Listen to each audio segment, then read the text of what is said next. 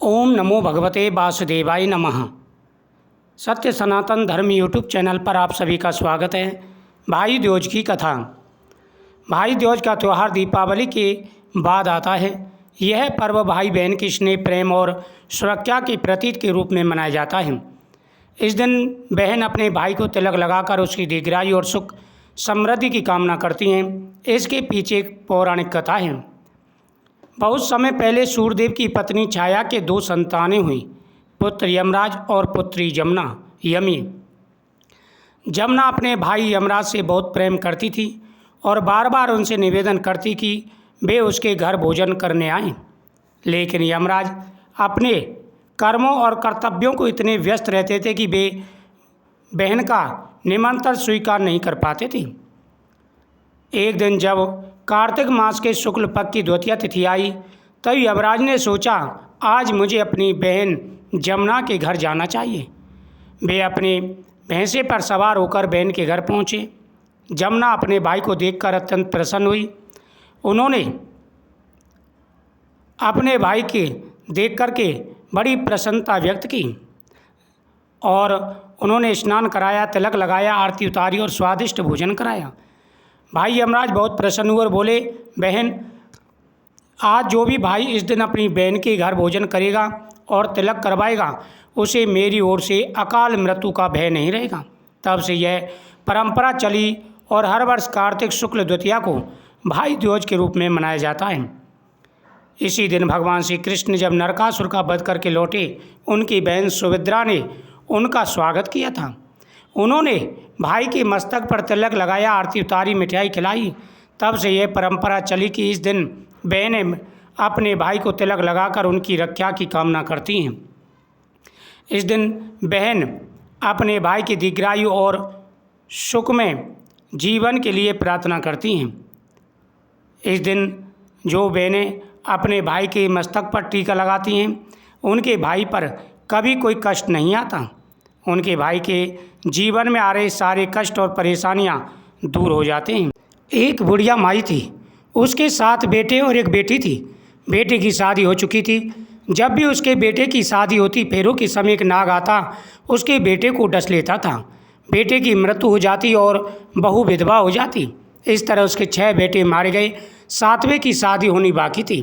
इस तरह अपने बेटों के मर जाने के दुख से बुढ़िया माई रो रो के अंधी हो चुकी थी।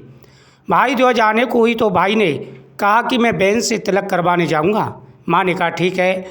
उधर जब बहन को पता चला कि उसका भाई आ रहा है, तो वह बहुत खुशी हुई और खुशी से पागल होकर पड़ोसिन के पास गई। पूछने लगी, जब बहुत प्यारा भाई आए तो क्या बनाना चाहिए। पड़ोसिन उसकी खुशी देखकर जल बुझ गई और कह दिया, दूध से रसोई लेप, घी में चावल पका। बहन ने ऐसा ही किया।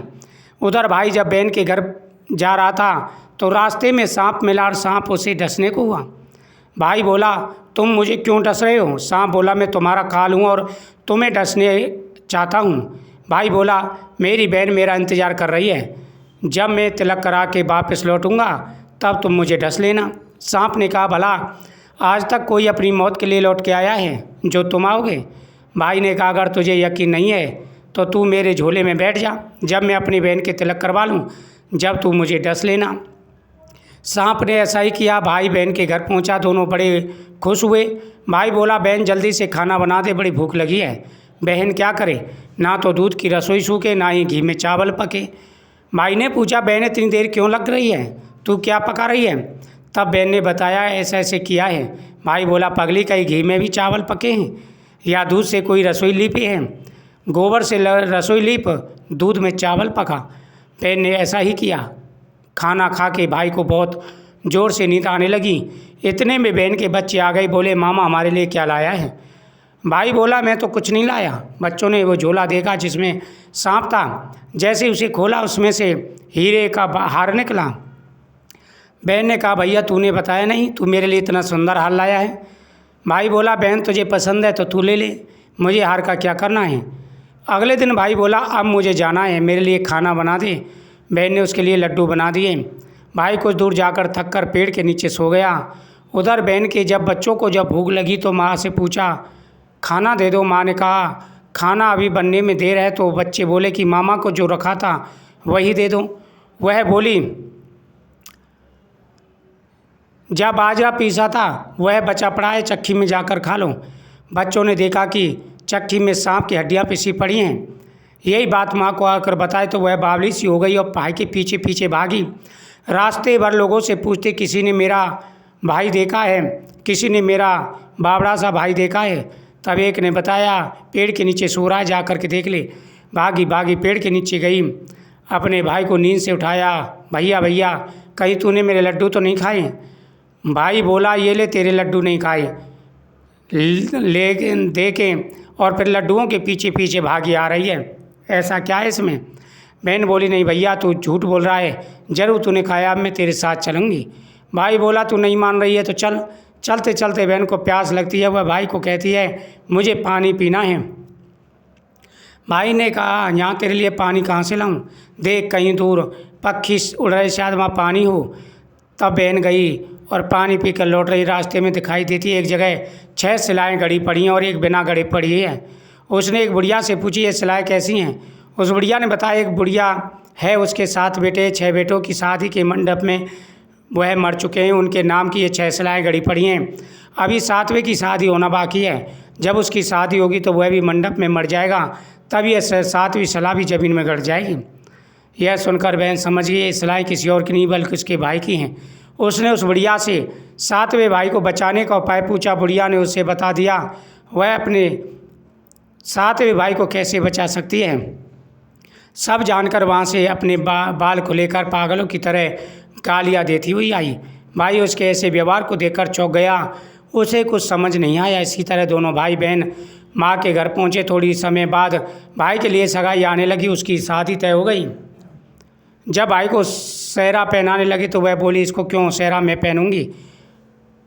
सब लोगों ने परेशान होकर उसे सेहरा पहना दिया। बहन ने देखा उसमें कलंगी की जगह सांप का बच्चा था। बहन ने उसे निकाल के फेंक दिया। अब जब भाई घोड़ी चढ़ने लगा तो बहन बोली, ये घोड़ी क्यों चढ़ेगा, घोड़ी मैं चढ़ूंगी, ये तो परेशान होगा, ये तो बीमार पड़ेगा। इस प्रकार गाली देने लगी। अब जब बारात चलने को हुई तो बहन बोली, ये क्यों दरवाजे से निकलेगा, ये तो पीछे के दरवाजे से जाएगा, दरवाजे से तो मैं निकलूँगी। जब वह दरवाजे के नीचे जा रही थी तो दरवाज़ा अचानक गिरने लगा। बहन ने एक ईंट उठाकर अपनी चुनरी में रख ली, दरवाज़ा वहीं रुक गया। सब लोगों को बड़ा अचंभा हुआ। रास्ते में एक जगह बारात रुकी तो भाई को पीपल के पेड़ के नीचे खड़ा कर दिया। बहन बोली, ये क्यों छाँव में खड़ा होगा, ये तो धूप में खड़ा होगा। उसे धूप में खड़ा कर दिया, वह पेड़ के नीचे खड़ी हो गई। पेड़ गिरने लगा तो उसने उसे रोक दिया। इसी प्रकार बारी बारी से वह भाई की रक्षा करने लगी। जब भाभी आई तो उसने कहा, अब तक मैंने तेरे पति की रक्षा की, अब तू ही रक्षा करना। जैसे ही फेरा हुआ, सांप आया, उसकी पत्नी ने उसे लोटे में बंद कर प्लेट रख दी। उसके बाद में सांपिन आई तो भाभी ने उससे वरदान ले लिया और अपने 6 जेठ और अपने पति को जीवन दान दिला दिया। इस प्रकार बहन की हिम्मत से, सहायता से और भाभी की अक्लबंदी से उसका भाई और उसके 6 भाई पुनः प्राणदान मिल गया। वह 7 जीवित हो गई। बुढ़िया की आंखों की रोशनी आ गई और परिवार में खुशी मनाई जाने लगी। तो भाई दूज की इस कथा का श्रवण करने से भाई की आयु लंबी होती है।